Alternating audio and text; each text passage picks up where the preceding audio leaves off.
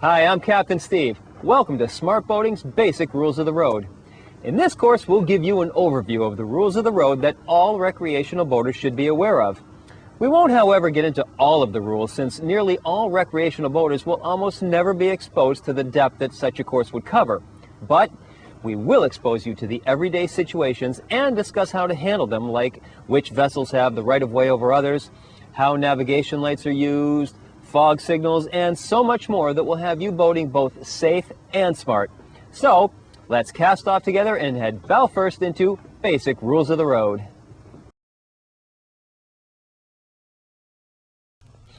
The Coast Guard has established and published an extensive set of rules for navigating and avoiding collisions on both inland and international waters.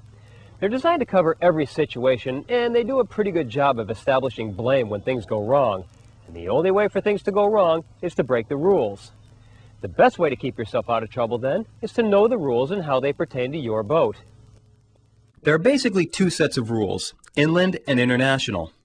The lines that separate inland from international are called lines of demarcation and are not as far offshore as the term international implies. Some may be right at the entrance to your harbor, others may be a ways offshore. The lines can be seen on your chart, and their boundaries are also published in the back of the navigation rules book that we've included in your course. As most of your boating, but I stress not all, will be enjoyed on our country's inland waters, we'll focus on those rules to get you started and safe. Besides, the rules parallel each other pretty closely, and in most cases, only the wording gets changed. What certainly stays consistent between the international and inland sets of rules is the rule regarding safe speed. Here's how it's stated in the book. You are required to maintain a safe speed so that you can take proper and effective action to avoid collision and be stopped within a distance appropriate to the prevailing conditions and circumstances. Now notice how they stop short of saying exactly what speed is the safe speed. That's because you're supposed to constantly evaluate the current conditions and make a determination of what safe speed is for yourself. Now there are several things that you should take into account when making your evaluations of what safe speed is. Let's go over some of them. The state of visibility.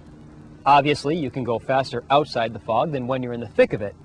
Also, slow down as you approach the fog, as you don't know what may be inside the fog bank ahead of you. Once inside the fog, a good rule of thumb for cruising is to ensure that you can stop in at least half the distance of the visibility.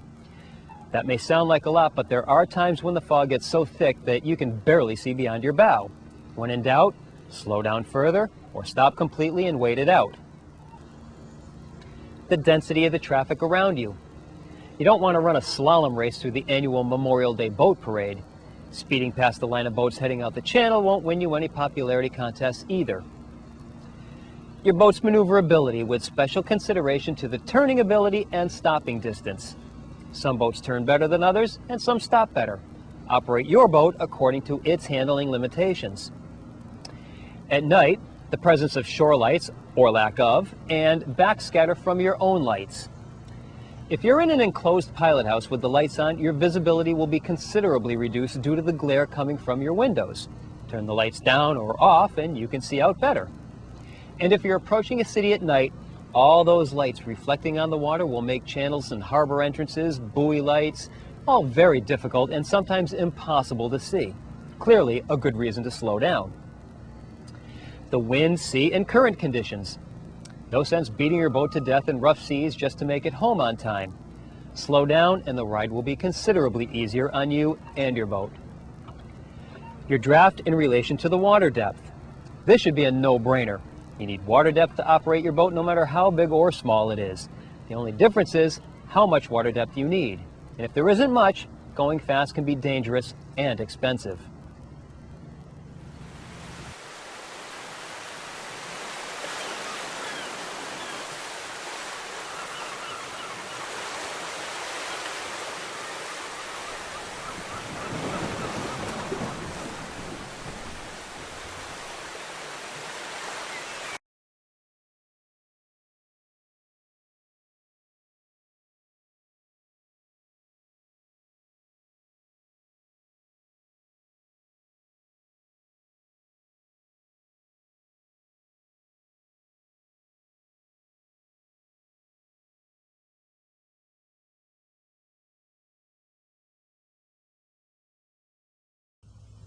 Well, there you have it.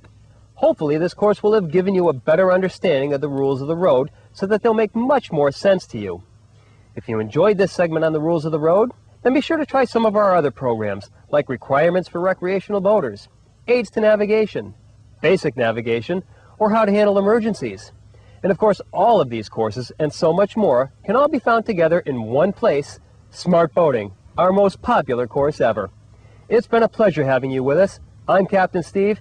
Thanks for joining us, and we'll see you out on the water.